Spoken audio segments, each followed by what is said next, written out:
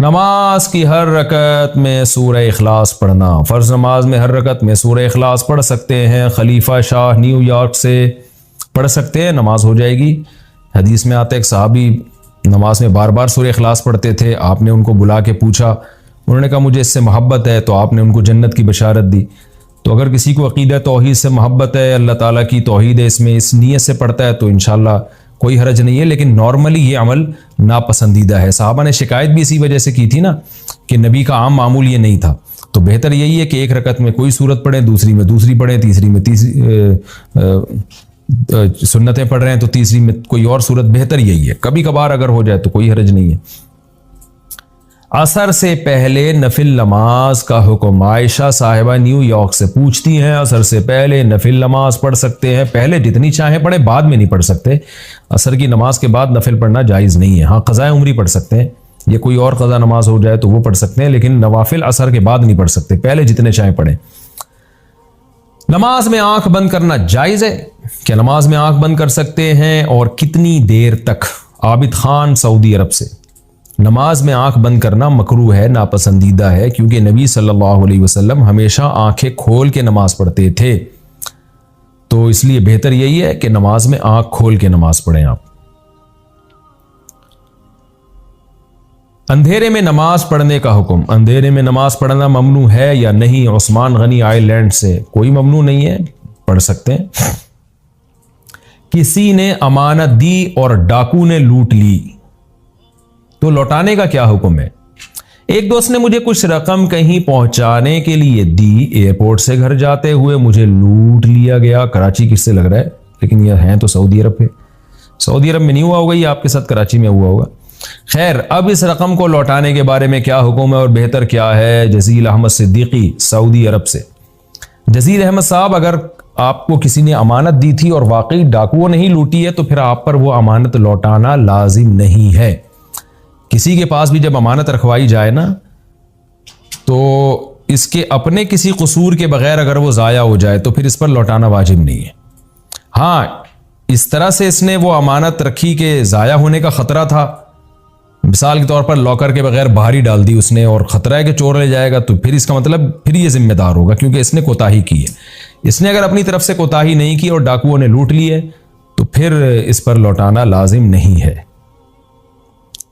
अब अगर आप वो पैसे यूं करते हुए जा रहे थे, डाकुओं को दावत दे रहे थे, तो फिर तो आप कसूरवार होंगे, आप पर लौटाना लाजिम होगा। लेकिन आपने बैग में रखे थे, जेब में रखे थे, जहां भी सेफ जगह पे रखे थे, फिर डाकुओं ने लूट ली, तो अब आप पर लौटाना कुछ भी लाजिम नहीं है। रास्ते में चलते हुए दुरूद पढ़ना क्या मना है? दुरूद शरीफ रास्ते में चलते हुए पढ़ने से बाज़ उलमा मना करते हैं, इसकी क्या हकीकत है? मैरिज ताज अली, छोटा लिखा हुआ, ताज अली पेशावर से। नहीं जी, नाजायज नहीं है, बायस सआदत है।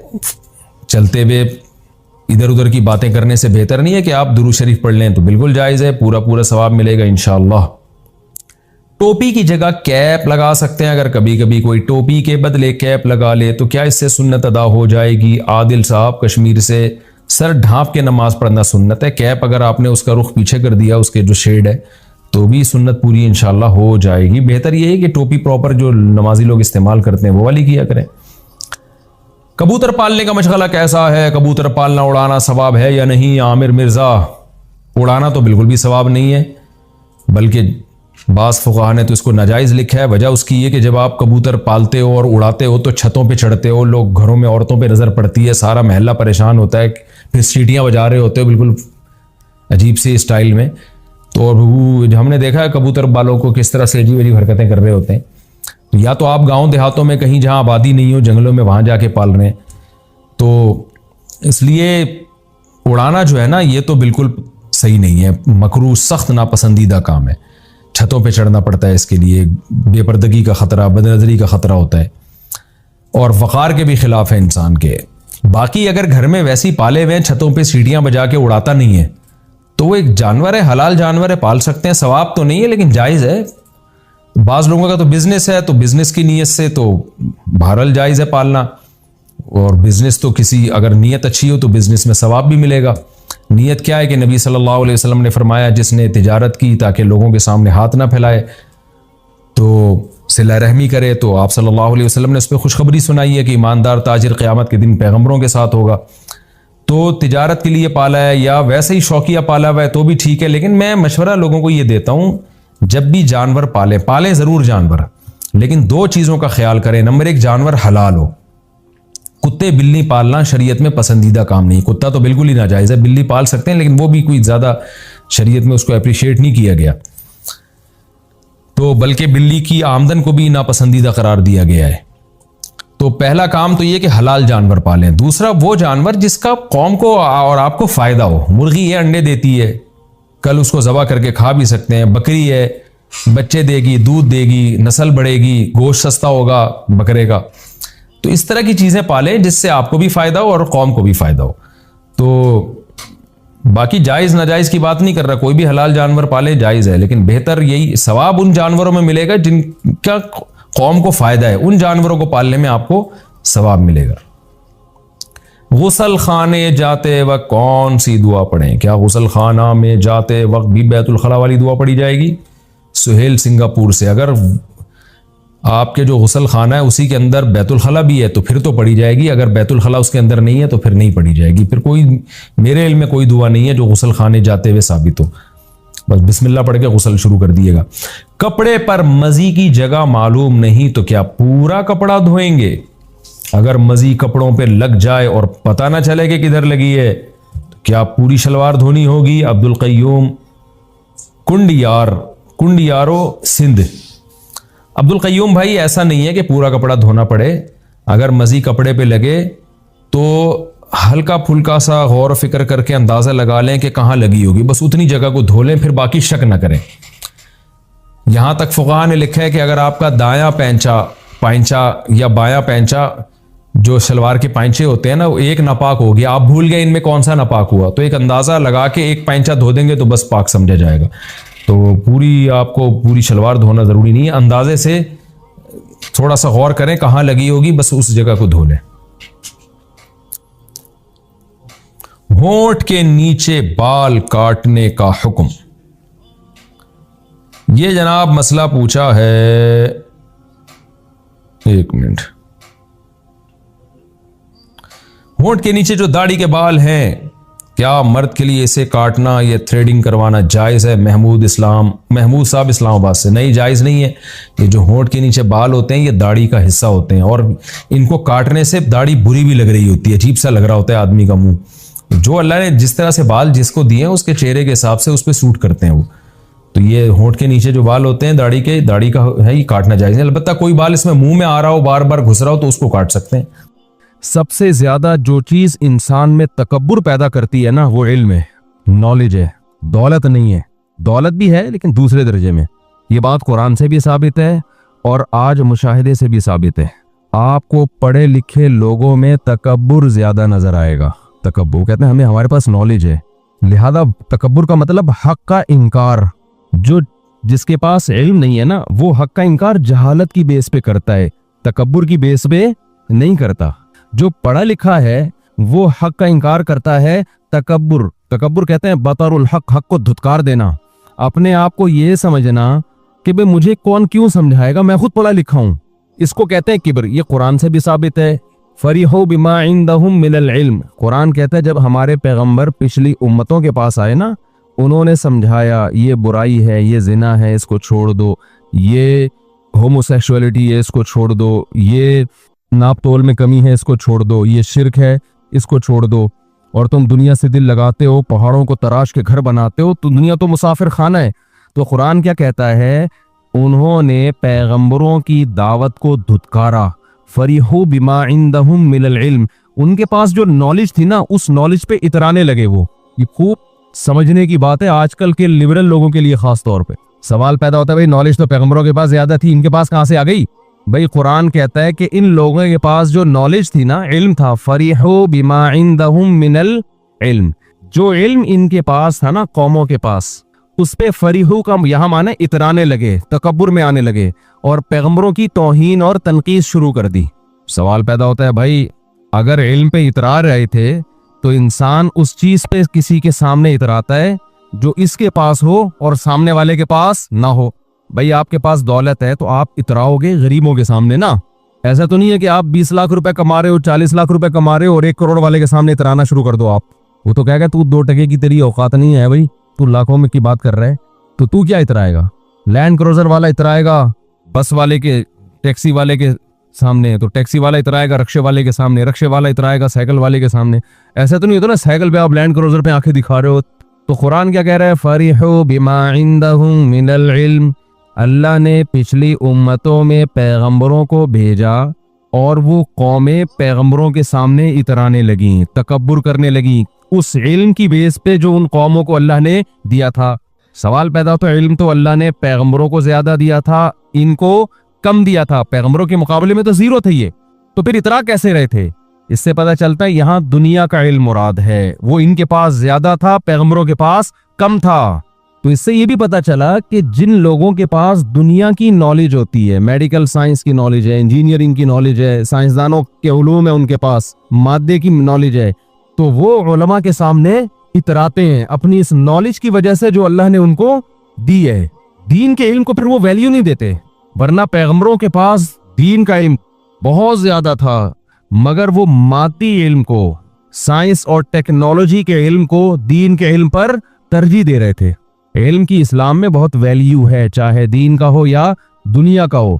इस यानी दुनिया के इल्म की वैल्यू की हम कमी मुराद नहीं है यहाँ पे, लेकिन इस आयत से इतना पता चलता है कि जिनके पास सिर्फ दीन की नॉलेज है और जिनके पास सिर्फ दुनिया की नॉलेज है, तो जिसके पास दुनिया की नॉलेज होती है वो अक्सर इतराता है और तकब्बुर करता है उन लोगों के सामने जिनके पास सिर्फ दीन की नॉलेज है, दुनिया की नॉलेज नहीं है। जैसे आज हाल है उलमा का, हमारा लिबरल तबका मौलवियों के बारे में क्या कहता है, अबे इनको क्या आता है, कहता है कि नहीं कहता, अबे जनाजा पढ़ा सकते हैं, अबे ये नमाज पढ़ा सकते हैं, अबे ये हमें बताएंगे क्या सही क्या क्या गलत क्या है भाई। इन्होंने आइंस्टाइन को पढ़ा है, इन्होंने जो है वो जर्मनी की यूनिवर्सिटियों से कोई मास्टर किया है इन लोगों ने, या इन लोगों ने कहीं अमेरिका से पढ़कर आए हैं, ऑक्सफोर्ड से पढ़ा है इन्होंने, तो ये क्या आता है इनको, क्या है, ये तो मदरसे में पढ़े हैं, तो ये नमाज पढ़ा सकते हैं, ये तलाकों के फतवे दे सकते हैं और ये निकाह भी अच्छा पढ़ा सकते हैं, फिर भी कबूल है, उसे कहाँ कबूल है, चल भी ले जा, बस ये नॉलेज है।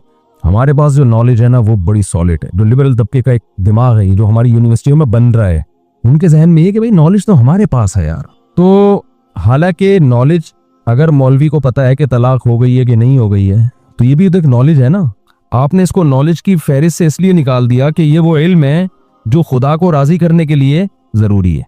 मिसाल के तौर पर देखो, एक मिसाल देता हूं मैं, आपके गुर्दे खराब थे, आपको कोई ऐसा नॉलेज वाला आदमी नहीं मिल रहा जो आपके गुर्दे को ठीक करे, तो इसका अल्लाह की रज़ा से कोई ताल्लुक है, बताओ ना।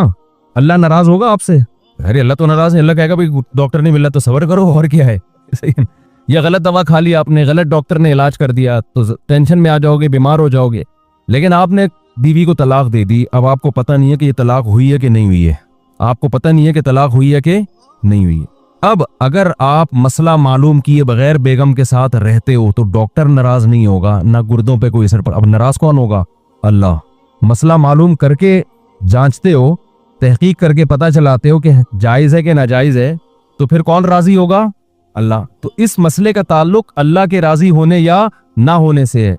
तो जो दुनिया परस लोग हैं ना, उनकी नजर में चूंकि अल्लाह ही की कोई वैल्यू नहीं है, लिहाजा उनकी नजर में निकाह तलाक के हकाम जान लेना, विरासत के हकाम जान लेना, अब्बा अम्मा के मरने के बाद बेटी का कितना, बेटे का कितना, मियाँ बीवी के क्या हुकूक हैं, अब्बा अम्मा के क्या हुकूक हैं, औलाद के क्या हुकूक हैं, और फिर नमाज कैसे पढ़ी जाती है, सजदा सहव के क्या मसाइल हैं, रोज़ा कैसे टूटता है, रोज़ा टूटने से कब कफ़ारा लाजिम होता है और बग़ैर कफ़ारे के कब टूटता है, सिर्फ क़ज़ा लाजिम होती है, हज का फ़र्ज़ होता है, हज का तरीक़ा क्या है, लब्बैक कहाँ से कहना है, कितनी आवाज़ से कहना है, कहाँ से पहले एहराम बांधना है, एहराम की पाबंदियाँ क्या हैं, अगर ये हो जाए तो एहराम टूट जाता है, ये हो जाए तो एहराम टूटता नहीं लेकिन दम वाजिब होता है, समझे। वकूफ़ अरफा किसे कहते हैं, तवाफ़ ज़ियारत की क्या वैल्यू है, फिर एतकाफ़ के क्या अहकाम है, समझ में आ रही है बात। उम्रा कैसे करते हैं, हज फ़र्ज़ किन लोगों पर होता है, फिर ज़कात के क्या अहकाम है, सोने की ज़कात कितनी है, पैसों की ज़कात कितनी है, कितनी वैल्यू पे ज़कात है, कितनी वैल्यू पे कुर्बानी है, ये सारी टेंशनें, ये सारे मसाइल सीखने के लिए कई कई साल मदरसों में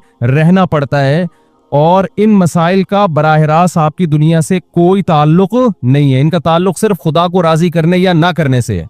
तो पैगंबर जो उलूम लेकर आया करते थे उनका ताल्लुक किससे था, अल्लाह से। तो दुनिया परस लोगों की नज़र में चूंकि अल्लाह की कोई वैल्यू नहीं है, लिहाजा जो अल्लाह की राजी करने के उलूम को जानता है उसकी भी कोई वैल्यू नहीं है। वो जानते हैं कि यार ये जो बिजनेस का ये तरीका हमें आता है, ये मौलवियों को नहीं आता। हमें गुर्दे से पथरी निकालना आती है, मौलवियों को नहीं आती, उलमा को नहीं आती। हमें जनाब गंजे के सर पे बाल कैसे निकल आए ये हमसे पूछो, यूट्यूब पे चैनल मिलेंगे आपको, गंजे के सर पे बाल कैसे निकल आए। और कमाल है कि उलमा भी उसको ज्यादा सुन रहे होते हैं, मौलवियों को कम सुन रहे होते हैं। जाहिर यानी क्योंकि ये तो हर एक का मसला है ना, सर से बाल, गंजे के सर पे बाल कैसे निकले। इतने गंजों ने एक डॉक्टर ने बताया कि गंजपन का इलाज ना, वो उन्वान भी बड़ा बड़ा टिंड लगा के लगाते हैं यूट्यूब में ना, अट्रैक्शन के लिए। आजकल तरकीबें क्या हैं, आपने अगर गंजपन का इलाज तो एक गंजा लगाओ सामने, थंबनेल में ना गंजे की टिंड आ रही हो, और फिर एक दूसरी तस्वीरों के घने घने बाल, तो वैसे खुशी से बाल निकल आते हैं मंजर देखकर। तो हर चीज पे रिसर्च हो रही है, एटम पे रिसर्च हो रही है, साइंस के बीसीओ टॉपिक हैं, बीसीओ टॉपिक। हर टॉपिक की हमारी सोसाइटी में कदर है। कुछ भी लेके बैठ जाओ ना आप, ऑलिव ऑयल के फायदे बयान करना शुरू कर दो, उसकी भी बड़ी कदर है हमारी सोसाइटी में। लेकिन जो हमारे लोग, जो दीन से दूर लोग हैं, जो तरक्की की सुबह शाम रट लगाते हैं, उनकी नजर में जिस इल्म की बिल्कुल कोई वैल्यू नहीं है, वो है वो इल्म जिससे खुदा राजी होता है। और ये इल्म कौन लेकर आते हैं, बोलो? पैगंबर। पैगंबर ये उलूम को लाते हैं। तो कुरान क्या कहता है, जब भी पिछली उम्मतों में हमने किसी पैगंबर को भेजा, फरीहू बिमा इंदहुम मिनल इल्म, तो उन कौम के पास जो नॉलेज थी ना, उस नॉलेज की बेस पर वो पैगंबरों के सामने इतराने लगे, तकब्बुर करने लगे। क्या मतलब, तुम्हें आता क्या है? आता तो हमें सब कुछ है। मसलन कौम आद अगर पहाड़ों को तराश के घर बनाया करती थी, चट्टानों को तराश के, तो ये बहुत मुश्किल काम है ना। अच्छा ये समझ लो कि जितना हम पुराने लोगों को बेवकूफ समझते हैं ना साइंस और टेक्नोलॉजी में, मैं मानता हूं कि आज साइंस ने बहुत तरक्की की है, लेकिन इतने बेवकूफ नहीं थे जितने हम समझ रहे हैं उनको। सही है ना, ये ज़हन में रखें। ये बात कुरान से भी साबित है कि पहले जमाने में भी बहुत तरक्की की है इंसान ने, फिर तबाही आई है जिससे दोबारा तनज़ुल हुआ, तो कई बार ऊपर नीचे गया है इंसान, कलाबाजियां खाई हैं। एहराम मिस्र देख लो आप, आज तक दुनिया हैरान है कि ये बना कैसे भाई। और लाशों को महफूज रखने के तरीके, उस जमाने में इलाज भी थे। बाज हकीमों की दवाइयां ऐसी हैं, 1.5 2 हजार साल पुराने नुस्खे हैं, 2 हजार साल गुजर गए, अब तक वो उन बीमारियों में फायदा दे रही हैं। वो तो 2 हजार 3 हजार साल पुरानी दवाएं भी हैं। कभी छांव में बैठेंगे तो बताऊंगा इंशाल्लाह। खमीरा गाँव जबान खा लिया करें सुबह सुबह, बड़ी दिमाग को ताकत देता है। और उस तो खुद उसको तो मैं कई दफा बता चुका हूँ, सर से नजला निकालती है, ठीक है ना। अभी तक तो ये सदियों पुरानी, तो बहुत पहले बयाज़े कबीर मैंने बताया ना, किताब है। आप हकीम, पता नहीं कौन से हकीम थे इंडिया के, हकीम अजमल थे, कौन से थे, आप उस किताब को पढ़ें, आप हैरान हो यार, उस जमाने में लोगों ने क्या क्या तहकीकात की हैं, क्या क्या, यानी वो जो कदीम मुख्तलिफ बीमारियों की दवाएं हैं, वो क्या जंगलों में जड़ी बूटियां भी बैठे रहते थे क्या वो लोग। तो इतना बेवकूफ पुराना इंसान नहीं था जितना हम उसको समझते हैं, इतना नहीं था। तो अल्लाह ताला ने, मैं ये अर्ज कर रहा था कि पिछली उम्मतों को कुरान कहता है हमने तबाह बर्बाद किया, क्योंकि वो पैगंबरों के मुकाबले में जो आके खड़े हुए ना, तो अल्लाह ने जो उनको नॉलेज दी थी, उस नॉलेज की वजह से उन्होंने पैगंबरों को कमतर समझना शुरू कर दिया। ये नहीं देखा कि ये बुला किसकी तरफ रहे हैं। पैगंबर तो सफीर होते हैं ना, सफीर की अपनी हैसियत नहीं होती, सफीर की वैल्यू उतनी ज्यादा होगी जिसका वो सफीर होगा। सबसे ज्यादा वैल्यू किसकी है? खुदा के सफीर की। तो वो कह रहे हैं कि हम अल्लाह के तरफ से पैगाम लेकर आए हैं, हमारी अपनी कोई बात नहीं है। इस चीज को नहीं देख रहे, बल्कि उनकी जाती हैसियत को देख रहे हैं कि हमें तो बीमारों का इलाज करना भी आता है, हमें तो चट्टानों को बेहतरीन खूबसूरत अंदाज से हम तराश खराश के उसमें एक बहुत जबरदस्त खूबसूरत महल तामीर कर लेते हैं, हम तो ये कर लेते हैं, हम तो ये कर लेते हैं। आपको क्या आता है? हजरत मौलाना तारिक जमील साहब ने एक वाकया सुनाया बहुत पुराना, कि उस जमाने में फौज के कोई बहुत बड़े ऑफिसर थे, कोई बड़े लिबरल टाइप के थे। तो मौलाना की उनसे मुलाकात हुई ना, कोई बयान था फौजियों में, तो मौलाना की मुलाकात हुई। तो वो बहुत बड़ा ऑफिसर था, मैं नाम नहीं लूंगा, मुनासिब नहीं है किसी का नाम लेके रद्द करना। तो उसने मौलाना से पूछा कि आप कैसे इस फील्ड में आए, मौलाना कैसे बने आप? उन्होंने बताया कि मैं तो मेडिकल साइंस में पढ़ रहा था, डॉक्टर बन रहा था, तो फिर मैं रायबंद वाले आए, तबलीग वाले गश्त करके ले गए, तो मैंने कहा चलो आलिम बनता हूँ। तो उसने थोड़ा सा ना तंजिया कहा कि डॉक्टर ही बन जाते अच्छा था यार, ठीक है ना, ऐसे तंजिया कहा कि यार डॉक्टर बन जाते। बात समझ में आ रही है?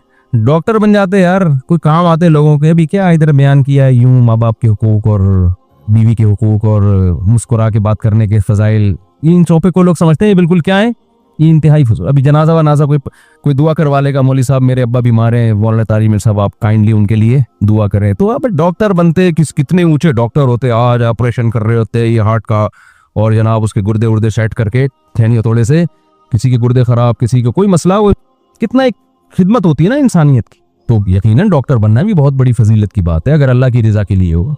लेकिन मुझे उस वक्त मैंने वाकया सुना था कई साल पहले, तो लेकिन हकीकत यही है कि बात असल में यह है कि वो ये समझता है कि खुदा की तरफ लोगों को बुलाना कोई काम है ही नहीं। अब मौलाना तारिम साहब डॉक्टर बन जाते, मैं समझता हूँ हजारों इंसानों की जान बचा लेते, ईमानदार होते वो, लेकिन एक इंसान को भी जहन्नम की आग से बचाने वाले ना होते। हजारों इंसानों की जान तो बचा लेते, ये भी सवाब की बात है, लेकिन शायद कोई एक आदमी भी ऐसा नहीं होता जो उनकी वजह से जहन्नम की आग से बचा होता। अब ना इन लिबरल तबके की नजर में जहन्नम की कोई हैसियत है, ना जन्नत की कोई हैसियत है, ना ये अल्लाह मियाँ को लिफ्ट कराते हैं, तो लिहाजा इनकी नजर में तो गुर्दों की वैल्यू है कि गुर्दे ठीक कर दिए मौलाना तारिम साहब, गुर्दों के स्पेशलिस्ट बन के, हार्ट स्पेशलिस्ट बन के लोगों के बहुत से बीमारों का इलाज कर दिया। तो वो उसको तो देख रहे हैं इंसानियत की खिदमत, किसी इंसान को जहन्नम की आग से बचा लेना, इस खिदमत को दुनियादार तबका खिदमत का नाम देने के लिए तैयार नहीं है। तो उसने ना बड़ी तौहीन से कहा कि यूं कर लेते यार। मौलाना ने मुझे नहीं पता क्या जवाब दिया उन्होंने, वो तो मुस्कुरा के जो निकल जाते हैं। तो हाँ, मौलाना ने जवाब ये दिया कि अगर मैं डॉक्टर बन जाता ना तो आज आप मेरे सामने ऐसे तमीज से ना बैठे होते आप। जो मैं अपने अल्फाज में मौलाना की बात नकल कर रहा हूँ, मौलाना ने तो पता नहीं क्या कहा होगा, लेकिन मुझे मफहूम याद रह गया कि अगर मैं डॉक्टर बन जाता तो आज जो आप इतने सारे लोग मेरे सामने बैठे हुए मेरी बात सुन रहे हैं ये ना होता। मतलब ये कि अल्लाह ने दुनिया भी दे दी हमें, जो आप समझ रहे हैं ना कि दुनिया में वो ज्यादा तरक्की करते। तो ये खूब अच्छी तरह जहन में रखें। देखो अल्लाह की नजर में, देखो कुरान यही तो समझाना चाह रहा है, अल्लाह की नजर में सबसे ज्यादा वैल्यू किसकी है भाई? अल्लाह की है, गुर्दों की नहीं है।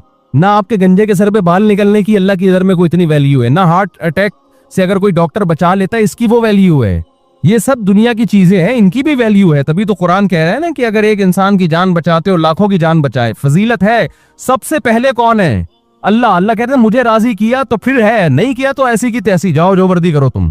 सूरह फुरकान की जो आखिरी आयत है ना, वो जहन में बिठा लें। कुरान कहता है कुल मा यअबउ बिकुम रब्बी लौला दुआउकुम। ए नबी, इनसे आप कह दीजिए कि रब तुम्हारी क्यों परवाह करेगा अगर तुम उसको नहीं पुकारते हो, उसकी रिजा की फिक्र में नहीं रहते हो, तो उसको फिर तुम्हारी क्या परवाह है उसको। यानी तुम्हारी नजर में अगर अल्लाह के अलावा बाकी चीजों की वैल्यू है तो फिर अल्लाह की नजर में भी तुम्हारे अलावा बाकी चीजों की वैल्यू है। इस आयत का असल मफहूम ये है कि अगर तुम अल्लाह को अपनी डिक्शनरी से निकालते हो ना, उसको राजी करने की तुम्हारी नजर में वो वैल्यू, कोई वैल्यू नहीं है, तो फिर अल्लाह की नजर में भी तुम्हारी कोई वैल्यू, मा यअबउ बिकुम रब्बी, कि मेरे रब को फिर तुम्हारी भी कोई परवाह नहीं है। फिर आप बड़े बनेंगे इंसानों की नजर में, आपने जिसका इलाज किया वो थैंक यू करेगा, आपकी इज्जत करेगा, रिस्पेक्ट देगा आपको, लेकिन अल्लाह से कोई तवक्को ना लगाएं आप। तो अब मैं असल बात की तरफ आता हूं। जो तकब्बुर है ना, तकब्बुर, उसमें सबसे बड़ी चीज क्या है? इल्म। पिछली उम्मतों से भी हमें पता चलता है, और दुनिया का इल्म खास तौर पर। दुनिया का इल्म वो क्या पैदा करता है? आहिस्ता आहिस्ता इंसान के अंदर तकब्बुर। लिहाजा इस्लाम एजुकेशन की ये तालीम के खिलाफ नहीं है, लेकिन जो इल्म हासिल कर रहा है ना, उसको चाहिए कि अपनी औकात को बार बार समझता रहे। वो औकात को अफसोस के साथ कहना पड़ता है। हमें याद है पहले जमाने में जब भी कोई अचंभे की बात होती, कोई इंसान किसी नई चीज पर मुत्तले होता, तो अल्लाह की हम्दो सना होती थी।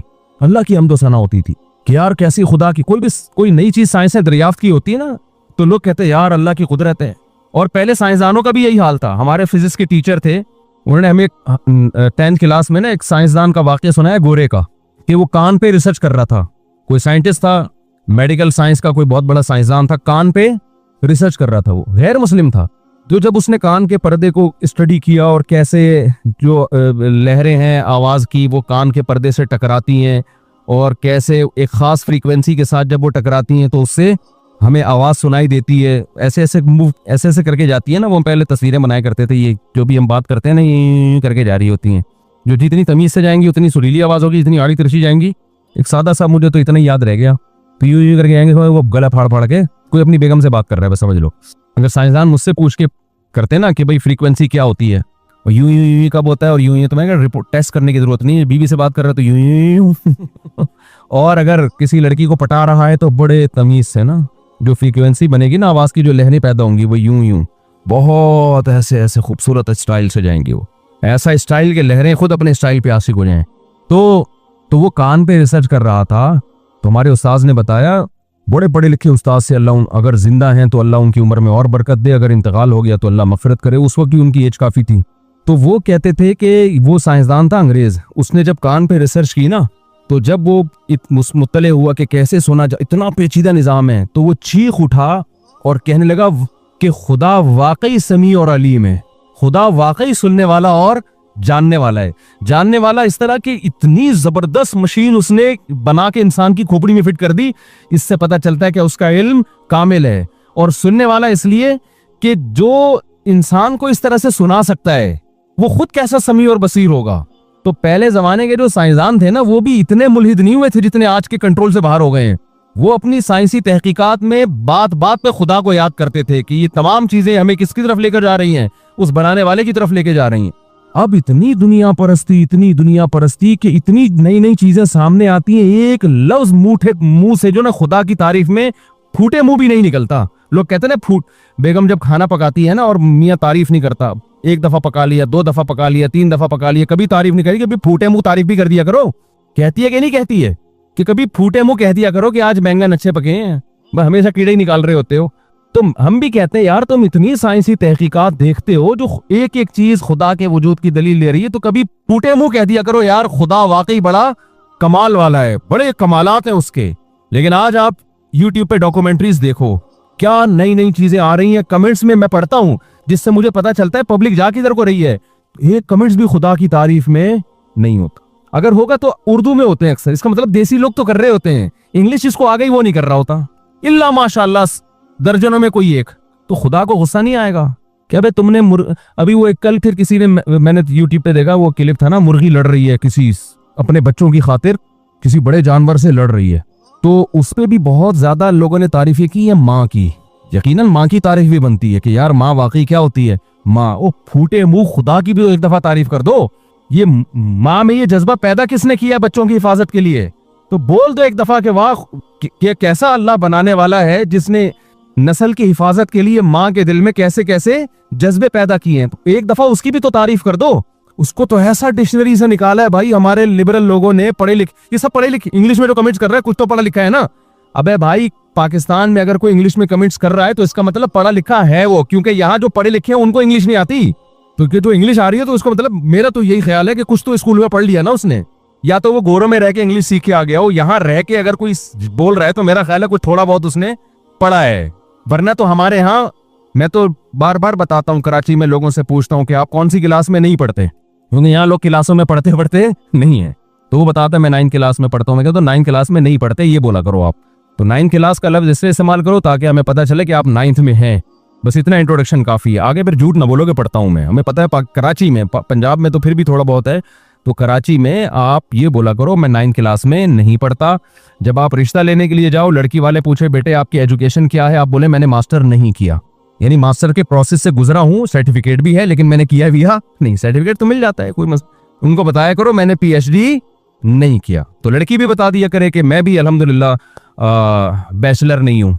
इस तरह सच की बुनियादों पे जो शादी होगी ना, सारी जिंदगी बेहतरीन कामयाब। शुरू से ही झूठ बोल रहे होते हो, वगैरह मैंने बैचलर किया वगैरह, मैंने मास्टर किया, मैंने यार झूठ क्यों बोल रहा है, हमें नहीं पता क्या तूने क्या किया वहां जाके। तूने वहां जाके इस लड़की को पटाया है जिससे तेरी इससे शादी हुई है। अगर तू वहां जाके जो है ना मास्टर कर रहा होता है ना, तो इसको पटाने का तेरे पास टाइम नहीं होता। ये भी पटी इसलिए है कि इसके पास भी पढ़ने का टाइम नहीं था, इसको भी कोई चाहिए था एंटरटेनमेंट के लिए, तो वो तू मिल गया, ना ये पढ़ी ना तू पढ़ा, शादी हो गई दोनों की। सर्टिफिकेट तो मिल जाता है कराची में, तो अगर पढ़ा होता तो ये सेटिंग होती इनकी वहां पे, वो पढ़ने में दिल लगा रहे होते हैं ना। तो इसलिए कराची में ये नहीं बोला करे मेरे सामने है मैं फलानी क्लास में पढ़ता हूँ। हमें पता, हमने भी कराची में टाइम गुजारा है भाई। खिड़कियों से निकल के भागते थे स्कूलों से। स्कूलों में खिड़कियां ही नहीं होती थी बहुत दफा, तो अगर हुई है खोला क्लास के दौरान, एक खिड़की से निकले, चाय वाय पीने जा रहे हैं, फिर आ रहे हैं, तो छोड़े भी, इस पे बहुत लंबी बात हो जाएगी। तो अल्लाह ताला क्या फरमाते हैं, फरिहू बिमा इंदहुम मिनल इल्म, क्योंकि अल्लाह की उनकी नज़र में कोई वैल्यू नहीं थी। पैगंबर कह रहे हैं ये हलाल है, ये हराम है, ये जायज़ है, ये नाजायज़ है। मौलवियों के चक्कर में लोग कहते हैं पढ़ने की ज़रूरत नहीं है, हमारे पास नॉलेज।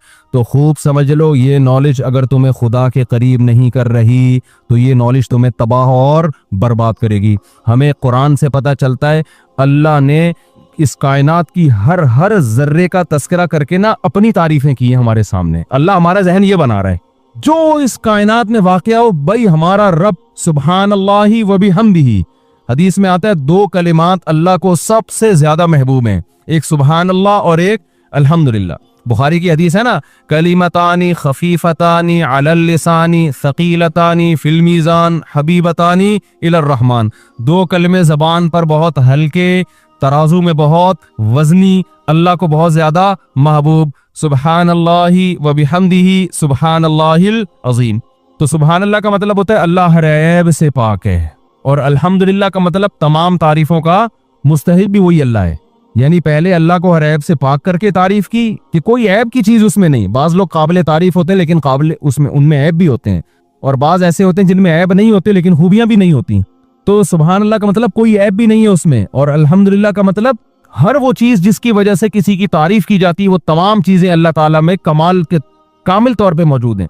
तो कुरान जितनी इस कायनात की चीजें हैं ना, उनको गौर करके अल्लाह अपनी हम्द व सना करता है हमारे सामने। अल्हम्दुलिल्लाहिल्लज़ी खलक़स समावाति वल अर्द व जअलज़ ज़ुलुमाति वन नूर। तमाम तारीफें उस अल्लाह के लिए हैं जिसने आसमानों और जमीनों को पैदा किया और अंधेरों और रोशनियों को पैदा किया। उसने तमाम तारीफें उस अल्लाह के लिए जिसने आसमानों और जमीनों को पैदा किया। इन्न फी खल्क़िस समावाति वल अर्दी वख्तिलाफिल लैली वन नहार। जमीन और आसमान की पैदाइश में और दिन और रात के अदलने बदलने में लआयातिल लिउलिल अलबाब, अक्लमंदों के लिए बड़ी बड़ी निशानियां हैं। अल्लज़ीना यज़कुरूनल्लाह क़ियामन व क़ुऊदन, जो सुबह शाम अल्लाह की हम्द व सना करते हैं, कायनात को देखते रहते हैं और सुबह शाम उनकी जबान से सुबहान अल्लाह और अल्हम्दुलिल्लाह का लफ्ज निकलता रहता है।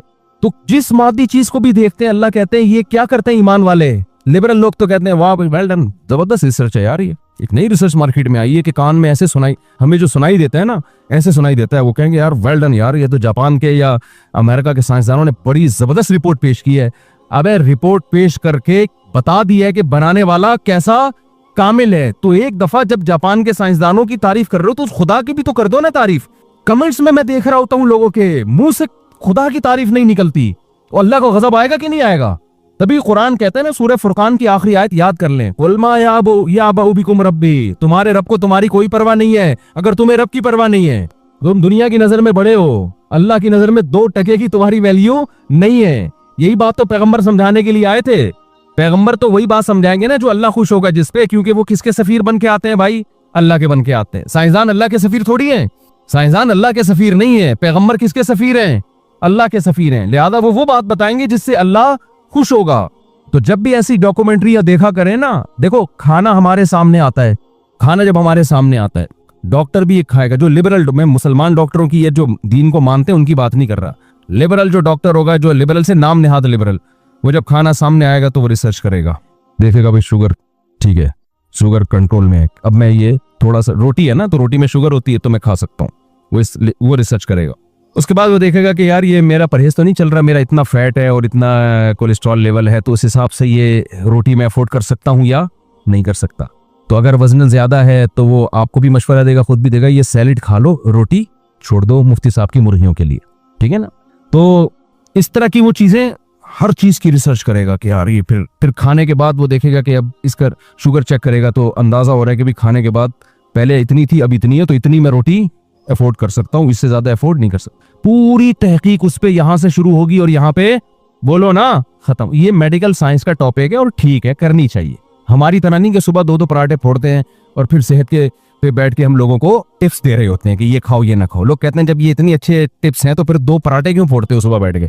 हम कहते हैं गवर्नमेंट ने अच्छी बातें करने पर पाबंदी नहीं लगाई है, बाकी पराठे छोड़ना आसान नहीं है भाई, हमसे नहीं छूटते भाई, सीधी सी बात है। तो बात तो वही करें ना, तो अच्छी सीधी सी बात है। एक दिन क्या हुआ, मैंने बड़े फजाइल सुनाए, दोपहर खाने का टाइम था, मैंने कहा भाई देखें लो कार्ब डाइट लेनी चाहिए, और एक्चुअली यूं करके ना इतने में बिरयानी आई और खाए। हमने कहा चलो बिस्मिल्लाह करो। उन्होंने कहा यार अभी क्या लो का, मैंने कहा लो टोपी ड्रामा थोड़ी देर के लिए साइड पे रखो, ठीक है ना, वो बातें सही है, अभी खाओ, फिर भूख लग रही है उसके बाद सोचेंगे क्या। अल्लाह बच्चा यार, ऐसे अच्छा काम रहेंगे ये, खुशी की बात नहीं है, लेकिन भाई क्या करें हम तो, अब इतना भी तो नहीं ना सेहत को मुसल्लत करना ना कि खाने पीने सही जाए। और वैसे भी मेरा वजन कहाँ बढ़ रहा है यार, हमारे तो डॉक्टर से पूछा, उन्होंने कहा चलता है आप पे पराठे चलते हैं अभी। तो मैं ये कर रहा था, डॉक्टर इस हवाले से देखेगा कि यार ये है और खाना एक्चुअली खाना चाहिए कि नहीं खाना चाहिए वगैरह वगैरह। इस्लाम हमें कुछ और ही दुनिया में लेके जा रहा है।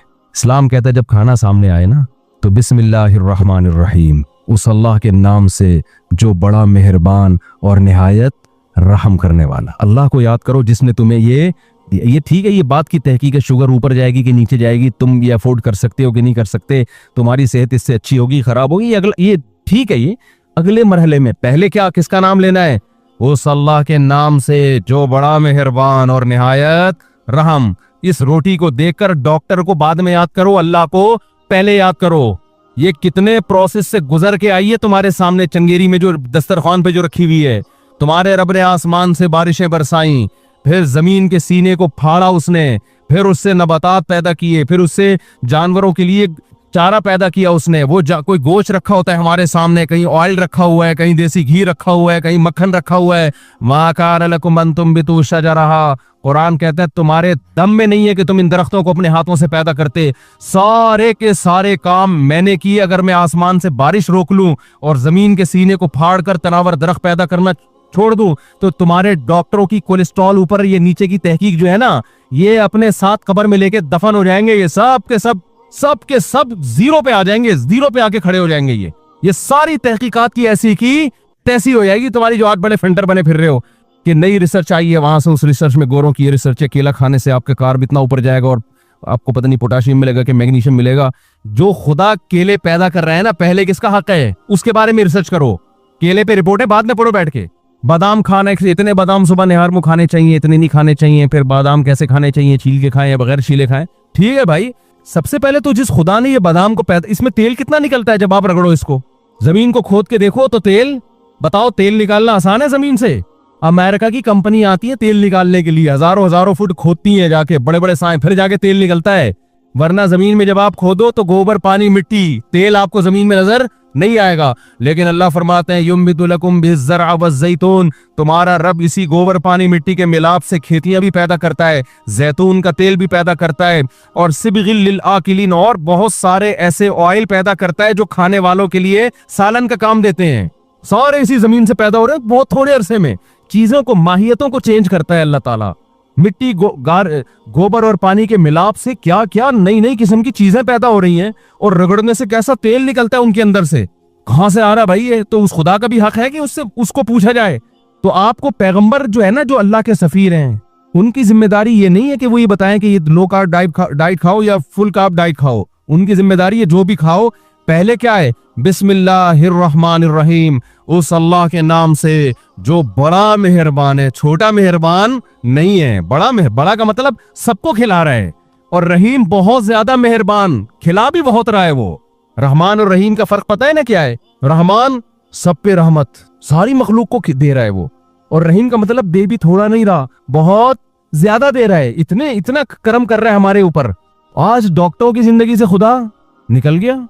और फिर खाने के बाद क्या है, खाने के बाद फिर फौरन डॉक्टर क्या कहते हैं, अब जरा चेक करो कि कितनी शुगर पहुंची है इसकी, वही वजन बढ़ रहा है कि नहीं बढ़ रहा। अल्लाह मियां ने क्या कहा, खाना खाने के बाद क्या कहो, अल्हम्दुलिल्लाहिल्लज़ी, तमाम तारीफें उस अल्लाह के लिए हैं, अतअमना, जिसने हमें खिलाया।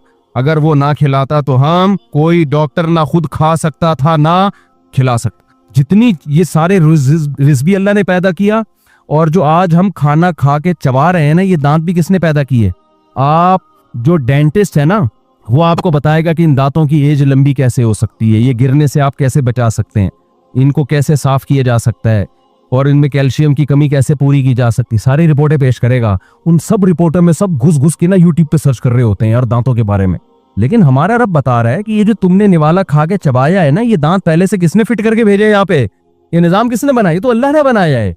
तो जिस अल्लाह ने बनाया है उसको भूल गए, और डेंटिस्ट को आपने याद रखा हुआ है कि डेंटिस्ट के क्या मशवरे हैं कि जी खाना खाने से पहले खिलाल करना है या खाना खाने के बाद खिलाल करना, दांत खाना खाने से पहले साफ करने या खाना खाने के बाद साफ करने। समझते हो कि नहीं समझते? लिबरल तबका इन चीजों में बहुत फंटर होगा, और मौलवियों के पास आमतौर पर इन चीजों की नॉलेज नहीं होती। वो बेचारा अपने दांत खराब होंगे तो डॉक्टर के पास जाएगा। अच्छा, मैं तो जिस डॉक्टर के पास जाता हूँ उसके मुझे अपने दांत अपने से ज्यादा उसके खराब लग रहे होते हैं। इल्ला माशाल्लाह चंद डॉक्टरों के जो मेरा बयान सुन रहे हैं, तो मैंने कहा यार ये तो हमें इनसे पूछना है कि माजरत के साथ कुछ है आज। तो ये सब चीजें कुछ कुदरती भी होती हैं, कोई डॉक्टर पे इतना मदार नहीं होता इन चीजों का। तो अब क्या मसला है कि भाई अल्लाह मियाँ क्या चाहते हैं, जब तुमने खाना खाया तो अल्हम्दुलिल्लाहिल्लज़ी, तमाम तारीफें उस अल्लाह के लिए। भूख किसने लगाई है? अल्लाह ने लगाई ना। वो सारा सिस्टम भूख लगाने का जो लगाया हुआ है वो किसने बनाया है? अल्लाह ने।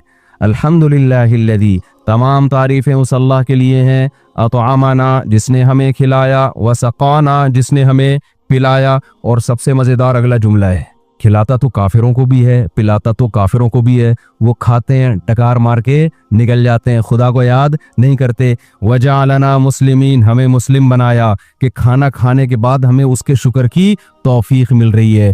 काफिर को अल्लाह के शुक्र की तौफीक नहीं मिलती। वो खाता है, एक हाथ में बर्गर, एक हाथ में कोल्ड ड्रिंक, खाएगा पिएगा, और उसको जब कहा जाए कि खुदा है खिलाने वाला, तो वो इस बहस में उलझना ही नहीं चाहता। वो कहता भाई अपना रास्ता लो, तुम ये बताओ कि तुम्हारी क्वालिफिकेशन कितनी है। आप बताएंगे जी मैं डॉक्टर हूँ, मैं स्टमक का स्पेशलिस्ट हूँ, तो अच्छा आप मुझे बताओ कि जो मैंने बर्गर खाया और कोल्ड ड्रिंक पी तो ये मेरे पेट को नुकसान तो नहीं देगी? आप सर स्टमक के स्पेशलिस्ट है ना आप। अगर आप बताएंगे भाई मैं तुम्हें खुदा का हुक्म बता रहा हूँ कि ये खाने के बाद अल्लाह का शुक्र अदा करो, तो इससे अल्लाह तुमसे राजी होगा, तो कहें अल्लाह क्या होता है यार, अल्लाह राजी होने से क्या पैसे मिलेंगे? क्या मिलेगा अल्लाह राजी होने से?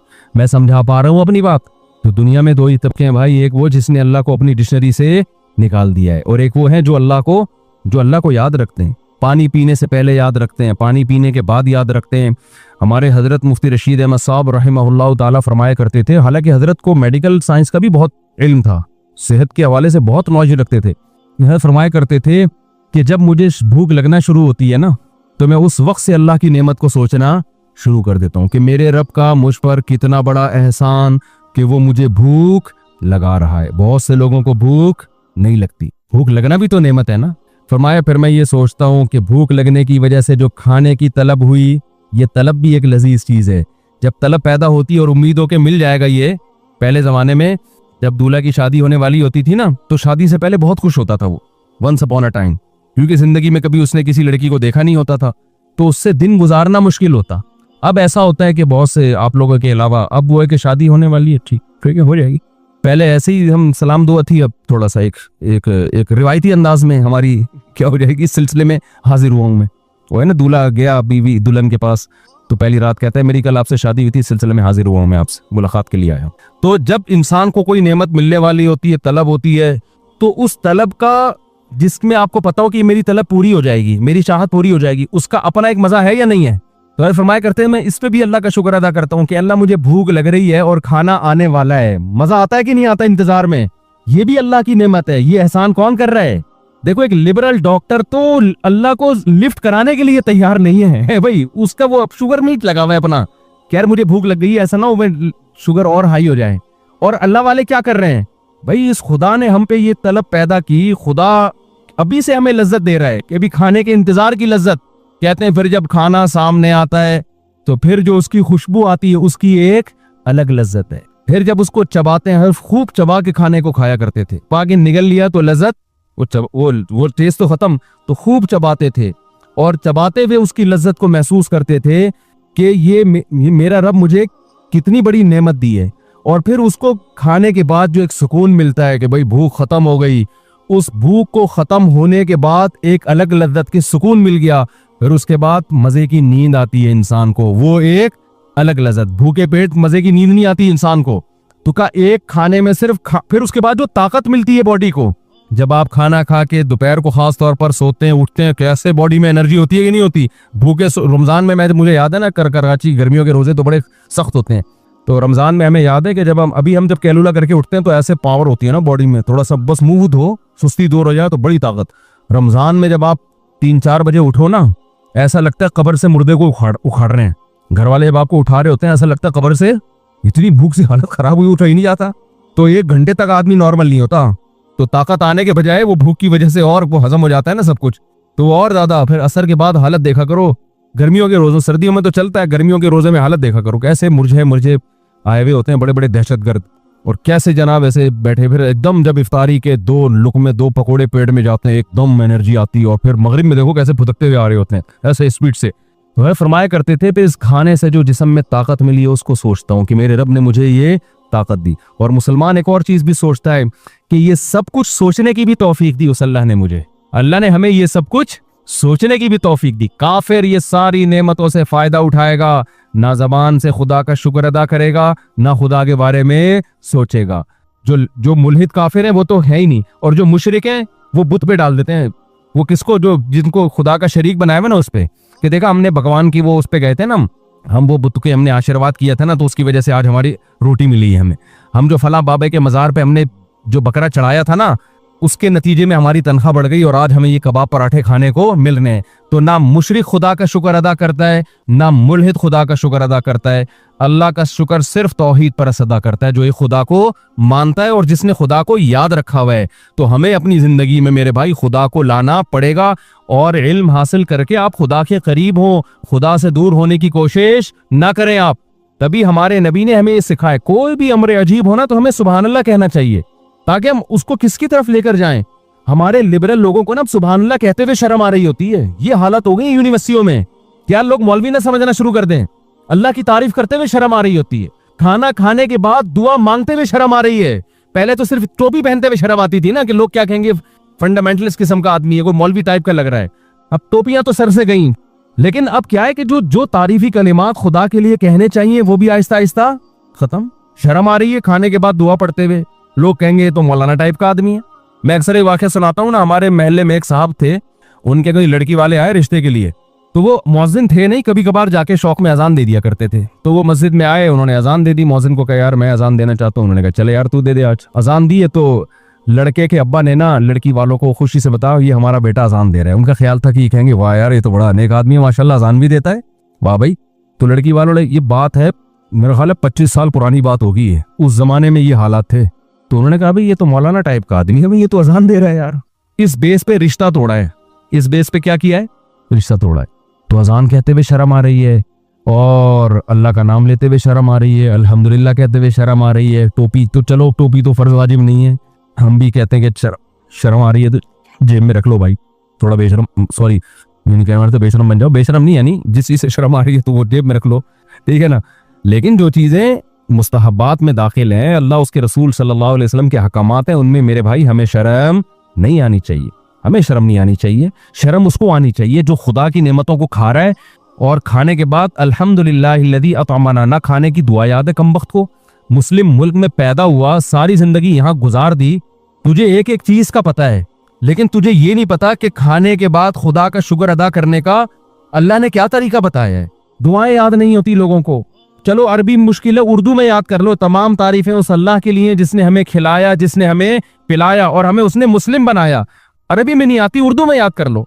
तो अल्लाह चाहते हैं भाई ये इल्म आपको खुदा से दूर ना करे, बल्कि खुदा से करीब करे।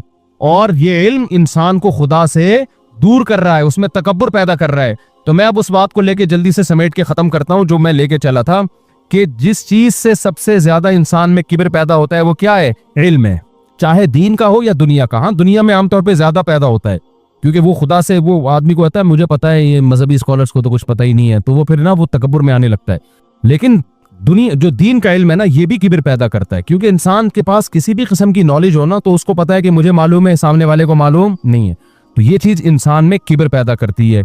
जब ये चीज इंसान में तकब्बुर पैदा करती है, तो जहां अपनी बड़ाईपन आती है ना, सबसे बड़ा मसला इंसान में ये पैदा होता है कि फिर वो दूसरे की नसीहत सुनने के लिए तैयार नहीं होता, चाहे वो आलिम हो, चाहे वो कोई साइंटिस्ट हो, चाहे कोई PhD स्कॉलर हो। ये चीज आहिस्ता आहिस्ता इंसान में पैदा होना शुरू होती। बहुत खतरनाक है ये।